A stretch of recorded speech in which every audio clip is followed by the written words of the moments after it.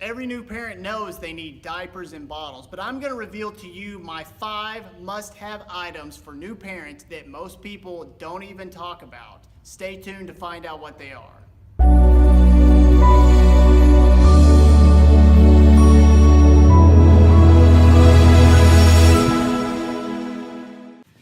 What's up, guys? Welcome back to Michael Anderson TV. My name is Michael Anderson, and this segment of Michael Anderson TV is entitled Slightly Outnumbered, because I am the father of 3 beautiful little girls, 2 of which are twins, and all of which are under 3 years old.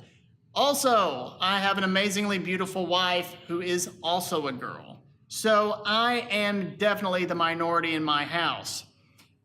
This causes me to be an expert in my field, and that is the field of parenthood and dadhood, being one of 5, the one man out of 5 women.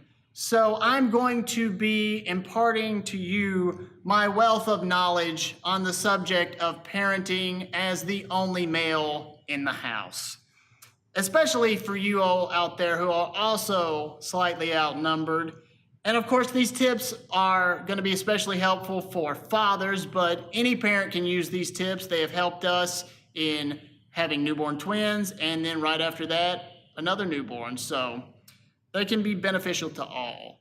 I'll be sharing with you the things that have helped us through all the different stages we've been up to so far. So now that the little introduction is over, our topic today are going to be the 5 must-have items for a newborn that you may have not been told about and may not be popular, but they are the 5 items I would recommend that are going to be a lifesaver to you.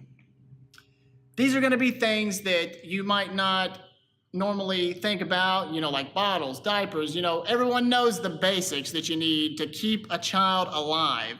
These are going to be little things that are going to make your life easier. They're not going to be necessary for the survival of your child, but they might be necessary for your survival. So number 1 of the must-haves on my list is a white noise or sound machine.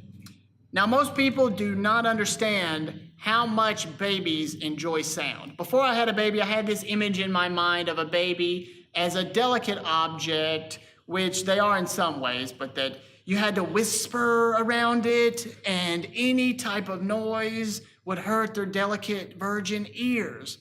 Now, it turns out that's not the case, okay? At least when it comes to sound, the baby hears sound in its mother's womb that is very loud. It's a very deep, roaring sound, almost like white noise, okay? Now, something that mimics this sound is definitely going to help your baby sleep. I know it helped all 3 of ours. We've had 3 sound machines for each of our children. We've used the white noise machine for all of them, and they're the best sleepers that I've ever heard people talk about. All 3 have slept in their cribs since they were born, and they have all slept, the twins have slept in their crib the entire night since they were 4 months old, and Scarlett, the little one that is not a twin, has slept in her crib the entire night since she was 5 months old. So I definitely think the sound machine has helped them. I've heard horror stories of parents that can only get 2 to 3 hours at a time out of their kids. And I know once ours were able to not have to eat during the night, they went right to sleep through the whole night. And I definitely think the sound machine has helped with that. I believe it's one of the major reasons we were able to get them on a good routine and help them sleep through the entire night. The machine we have has multiple sound options, but we have only used the white noise option. It is the one that has worked throughout the entire time. And another great feature with these sound machines are that it will actually block sound from coming into the baby's room to prevent unwanted sound from waking them up. Outside noises can sometimes happen if, for some reason you were to accidentally slam the cabinet door in the kitchen which is right by both babies' rooms, which hasn't happened to me, but people do that sometimes. It's a common mistake. Anyway, number 2 on my list of must-have items would be a diaper pail or diaper genie. Now, this thing is a gift from God, okay? I can remember when me and my wife were doing our gift registry and someone was with us and they said that a colleague of theirs told them that don't waste your money on the diaper genie. You won't use it. She just took the diapers out into the garbage can out in the garage and threw them away. Spend that money on something else. Okay, boy, was that lady wrong. You cannot imagine just how bad one dirty diaper smells. And I'm not just talking about the actual diaper smelling. It will stink your entire house up, okay? And with the diaper genie, all you have to do is throw it in there and shut the lid, and it's done. All work completed. No more worries.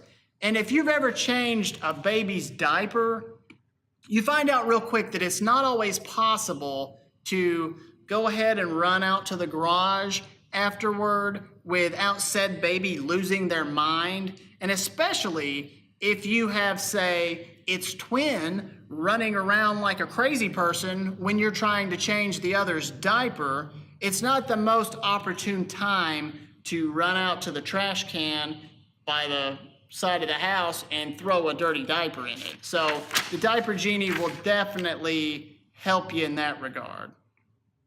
With this thing, you don't have to worry. You just toss it in, shut the lid on it, and, back into the lion's den before someone can get the upper hand on you. Now, the number 3 item on my list is the Nose Frida nasal aspirator. Now, before you discount this item, I know exactly what you're thinking. It's gross. I said the same thing when I first saw these. I said, yeah, I'm not sucking snot out of my kid's nose with a straw. At first glance of the Nose Frida, you instantly have this thought of the entirety of your child's nasal cavity going in the back of your mouth.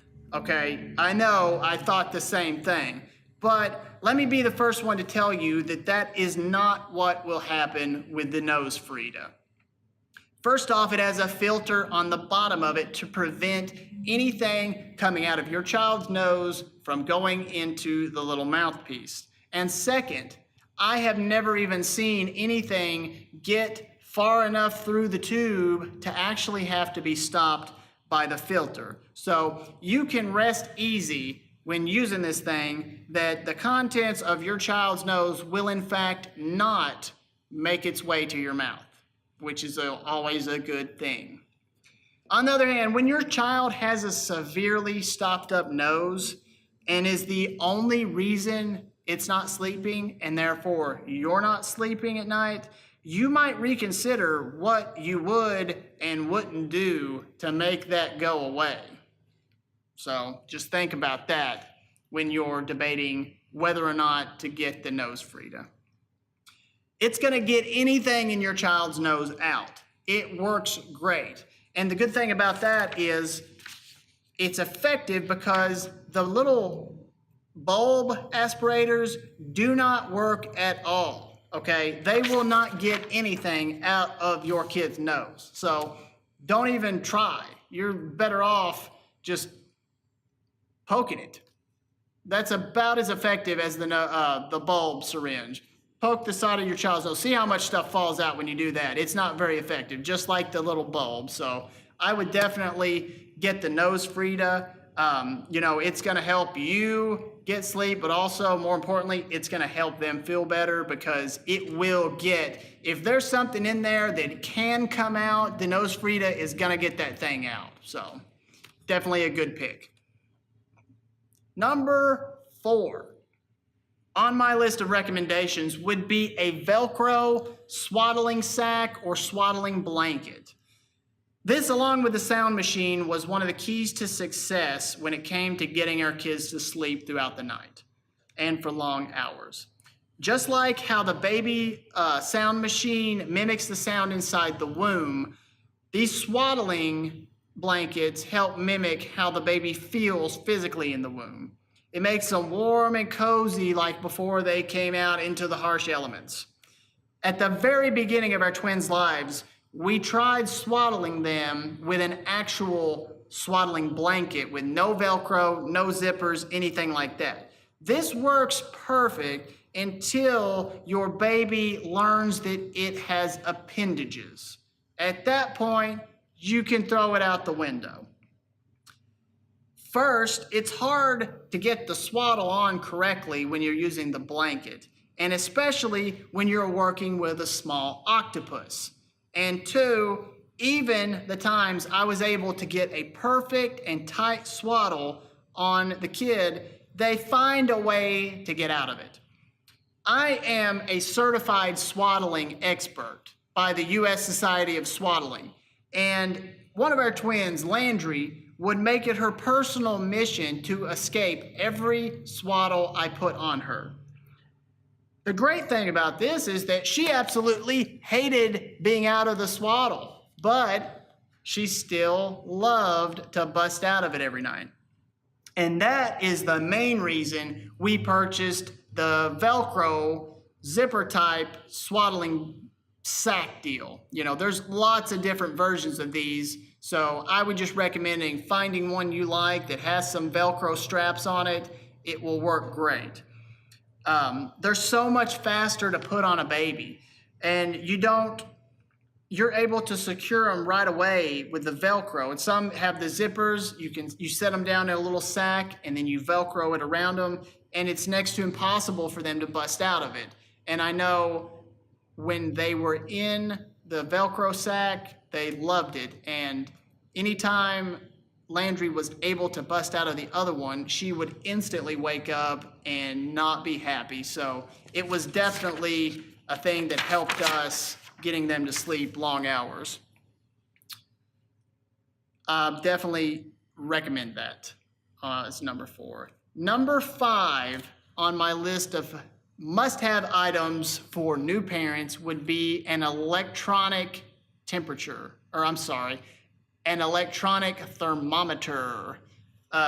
These are going to be so much easier than trying a rectal thermometer. And I'm not saying this is a replacement for a rectal thermometer. We use it as a guideline on whether to use the rectal thermometer, especially when your kid is sleeping or taking a nap or in the middle of the night. You can sneak in, put the scanner on their forehead, and find out exactly if you need to give them medicine, if you need to check it rectally, because the forehead scanner is not as accurate as a rectal, but it will give you a good base to find out whether or not they have a fever. You don't want to use it to determine their actual temperature, but if your child has a fever, it will show you on the head scanner.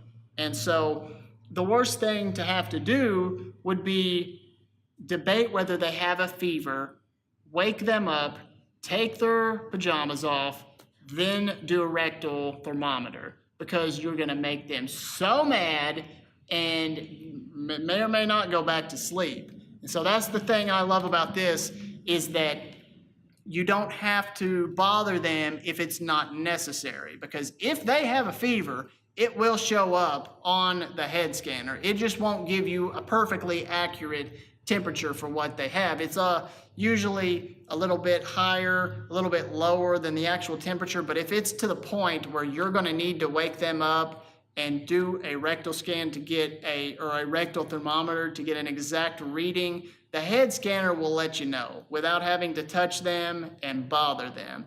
And I know that has been a great thing for us, because it seems like our kids have fevers all the time. You want to let them get as much sleep as possible and not have to wake them up. And so it's the perfect thing to run in there, shoot their forehead with the laser, and get an accurate reading. So just wanted to impart that to you. It's the 5 must-have items for newborn babies, and a lot of these items we have continued to use. So they're not just things you're gonna throw out once they become toddlers. A lot of these are gonna be things that will continue to make your life easier and help make your child's life easier. So if you like this video, please subscribe, please hit the like button, and I will have more videos soon about the adventures of parenting, especially adventures in a slightly outnumbered household.